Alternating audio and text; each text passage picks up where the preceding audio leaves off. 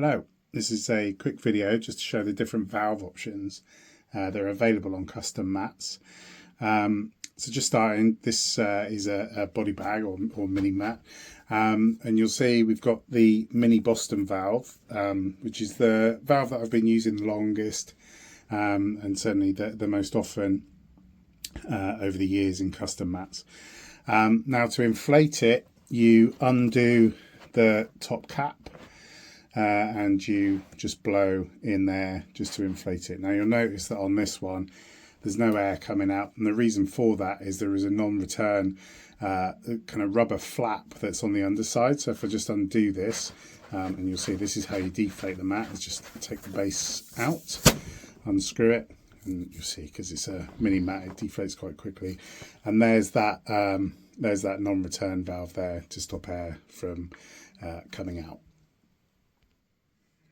So as I said, I've been using the mini Boston for a long time now, and that's what's fitted onto this full-size mat, an RBJMC, and you'll see that it's underneath there, so under the flange. So I refer to this as Hestering, reason being that Henry Hester over in California, legendary skater, he was the first fella to ask me to put the valve underneath.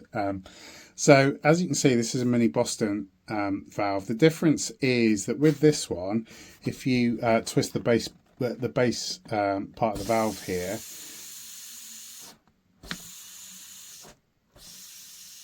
you can let out controlled amounts of air to manage inflation. So to achieve that, what I've done is I've taken that non-return flap out of the bottom of the valve. I've also drilled a little hole there so that when the base is screwed in, it's not letting air out, but if I press down, you can let air out to manage inflation, and then when you finish surfing, you can just take the valve out completely to deflate it. So sometimes people will contact me and say, there's something wrong with my valve, this bit's missing. It's not missing, it's been taken out. People do sometimes worry about not being able to inflate the mat fully. Honestly, mats aren't meant to be inflated fully. So the trick is just overinflate more than you would have it. And if you are struggling to get the top on, that's fine. Also, unless you're really inflated, you can always put your hand on the other side and block it off. So that's always an option with these. But they work really well. I like to Hester them just to keep them away from your face. So the next valve is this bung valve. So this really is the most simple option. So as you can see from the side, it is just a kind of PVC valve. Can't really say much about this. Like literally just open it, blow in, push the bung in, and go surfing. It's not a non-return valve, but you know, again, it's fine. That's that, as simple as it gets. And finally, this is a valve that I've started to use most recently. So this is the newest edition. So this is a low profile spring valve.